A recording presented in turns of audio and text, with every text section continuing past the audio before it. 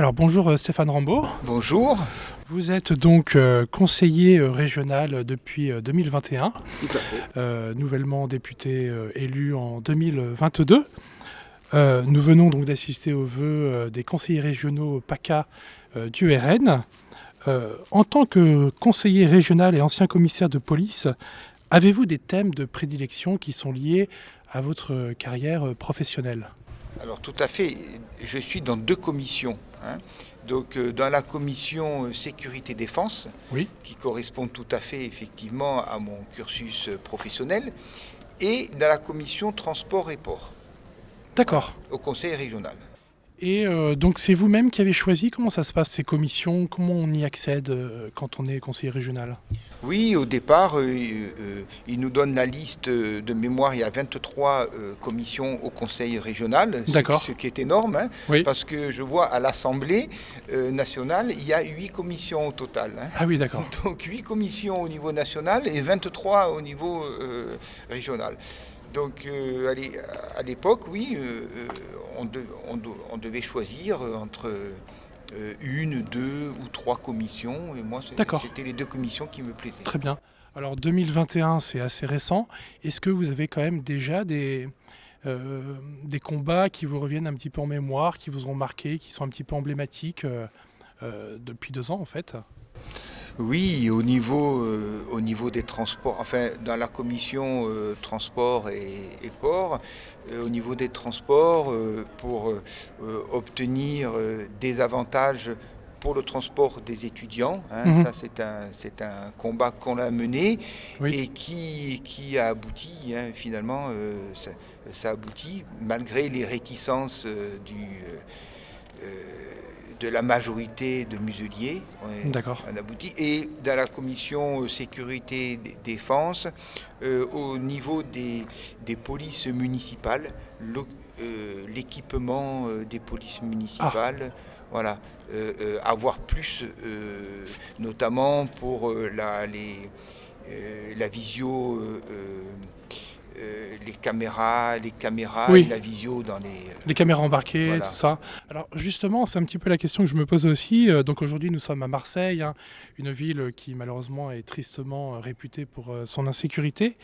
Est-ce que quand on est conseiller régional, on peut influer quand même sur les politiques sécuritaires qui sont, j'imagine, majoritairement menées par la municipalité ?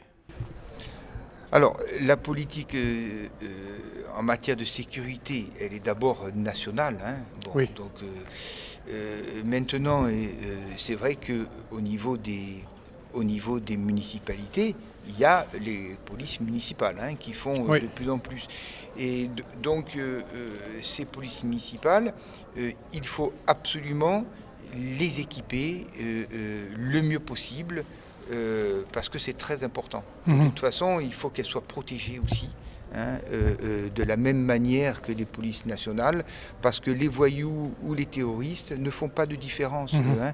Quand ils voient un uniforme, ils vont pas se demander si c'est national, si c'est municipal. Hein. Ouais. Voilà. Et donc ça, c'est un aspect qui est pas assez mis en avant. La protection des polices, de la police, des policiers, Oui. et des policiers municipaux en particulier. D'accord, très bien. Alors récemment, vous donniez une conférence de presse à Toulon avec Amaury Varane au sujet des ZFE, hein, des zones à faible émission ou à forte exclusion, hein, selon. Alors Hubert Falco a déclaré là récemment durant le conseil municipal que lui aussi en fait était opposé à cette zone, en tout cas à Toulon, mais que c'était la loi et qu'il fallait bien faire respecter la loi. Il y avait comme une espèce de fatalité, hein, dans ses propos. Et est-ce qu'on en est là ? Est-ce que c'est encore un combat qui est perdu d'avance ? Ou alors, est-ce qu'il y a véritablement une stratégie à mettre en place qui peut être gagnée à plusieurs échelons ? Alors, bon, la réponse de M. Falco, qui dit ah, je suis pas pour, c'est vrai que ça va générer de gros problèmes, ces ZFE, ces zones à faible émission, mais je suis obligé de rentrer dans la loi. Mais c'est très hypocrite, hein, parce que s'il ne le voulait pas, il aurait tous les moyens de ne pas le faire. Donc ces ZFE, ces zones de faible émission, nous on dit que ça devient des zones de forte exclusion. Pourquoi ? Parce que ça va amener à interdire à des 40 000 ou 50 000 propriétaires de voitures de rentrer dans l'agglomération de Toulon, dans la ville de Toulon, et ça va les obliger, ça veut en fait les obliger à changer de voiture, hein, à acheter une voiture électrique. Sauf qu'ils ne se rendent pas compte, les gens qui ont pondu ça à Paris et qui le déclinent aussi au niveau régional et au niveau de la métropole de Toulon, ils ne se rendent pas compte que tout le monde ne peut pas changer de voiture et mettre 40 000 € pour acheter une nouvelle voiture électrique. C'est pas possible. Alors, vous dites que M. Falco aurait les moyens, s'il était opposé au projet, de s'y opposer véritablement. Qu'est-ce que vous voulez dire par là ? Mais qu'il n'est pas obligé de faire en sorte que Toulon soit une vitrine dans ces zones de faible émission, quoi. Et donc, moi, je ne vois pas pourquoi, dans quelques mois, les véhicules qui sont dans les critères, même les critères 3, 4 et 5, ne pourront plus rentrer dans Toulon. Oui. Hein, c'est comme la même manière pour l'Océan Viking. Hein. Il n'était pas obligé de recevoir les 234 migrants de l'Océan Viking. Non, ils sont arrivés à Toulon. Alors il va dire « Ah, on me l'a imposé ». Mais non, c'est encore hypocrite. S'il avait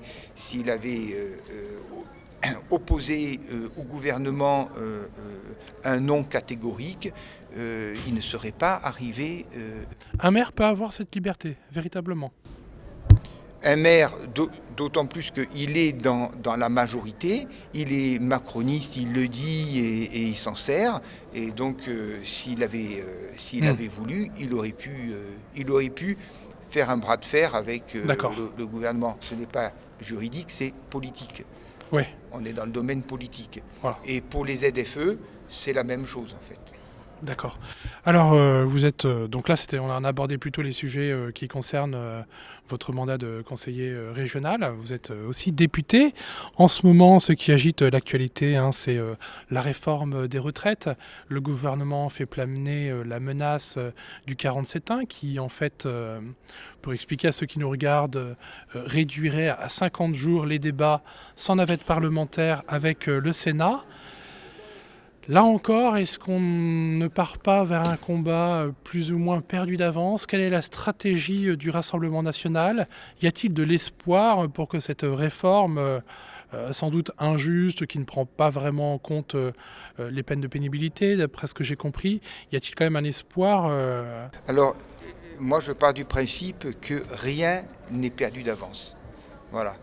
Même il y a des combats difficiles, mais les combats difficiles sont toujours gagnables. Hein. De la même manière, quelquefois j'entends dire « Ah ben il est trop tard pour redresser la barre dans certains domaines ». Non, il ne sera jamais trop tard. Il est tard, peut-être, il est tard, mais pas trop tard. Voilà. Donc, revenons aux retraites. Sur le sujet des retraites, nous avons prévu au Rassemblement national 70 amendements. Enfin, un peu plus que 70 amendements, ce qui n'est pas énorme, mais ce sont des amendements... Par rapport aux 7000 de la NUPES ? Alors, j'allais le dire, la NUPES, ils en ont... Enfin, peut-être pas 7000, mais 5 à 6000 au moins, parce qu'ils font de l'obstruction systématique avec des virgules. Alors, nous avons un autre esprit. Depuis le début de la mandature, nous avons une autre démarche. Quand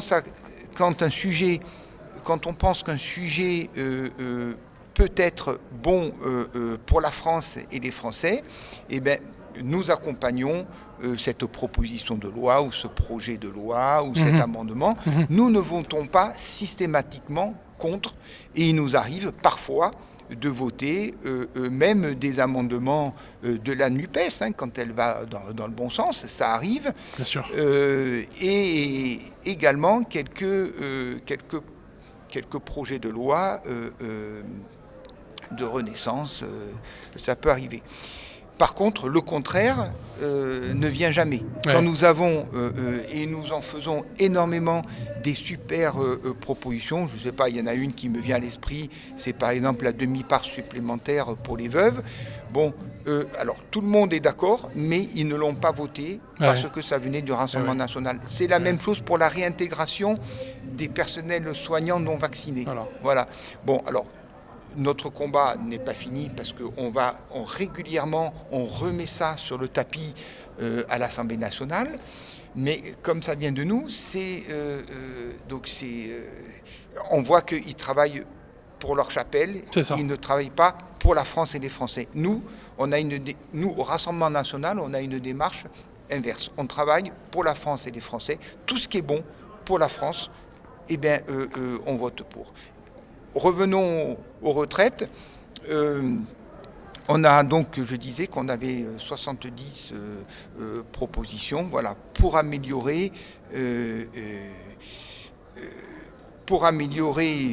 retraites. Mais de toute façon, la proposition de Macron de faire travailler jusqu'à 64 ans des personnes qui ont commencé à 20 ans ou même avant 20 ans, donc ça, on est contre. Oui. On est contre parce que...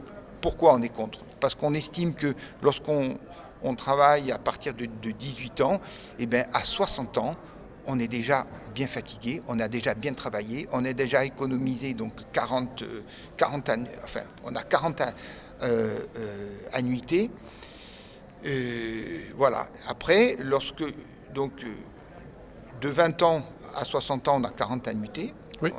Maintenant, quand on commence à travailler à 21, 22 ans, effectivement, on peut aller jusqu'à 62 ans. Mais on ne veut pas mettre la retraite obligatoire après 62 ans, je veux dire. Voilà. Ouais. Par contre, on laisse la liberté aux personnes qui, même si elles ont commencé à 20 ans, qui à 60 ans veulent continuer jusqu'à 62, 64 ans, ou 65 ans. Pourquoi pas, si elles le veulent, elles. Mais tout à fait. On va pas, ce n'est pas une obligation. On ne va pas obliger les gens à travailler jusqu'à 64 ans pour avoir une retraite pleine. D'accord. Et on veut, parallèlement, augmenter les petites retraites. D'accord. Alors, dans quelle mesure l'usage du 47.1 serait handicapant pour faire passer, pour contrecarrer cette réforme ? Alors, le 47.1, c'est une menace. Bon, voilà, ça n'a pas été effectif pour le moment. C'est handicapant d'abord parce que le débat est toujours sain. Donc, les Français ont élu 577 députés, un député par circonscription, qui représentent, qui portent leur voix. Oui, le député porte la voix de la population de la circonscription. Oui. Donc c'est normal qu'il y ait des débats à l'Assemblée nationale. Donc si le gouvernement met le 47.1 pour ce projet de loi sur les retraites, eh bien, ça priverait donc les Français d'avoir un débat. Voilà, donc déjà, ça c'est...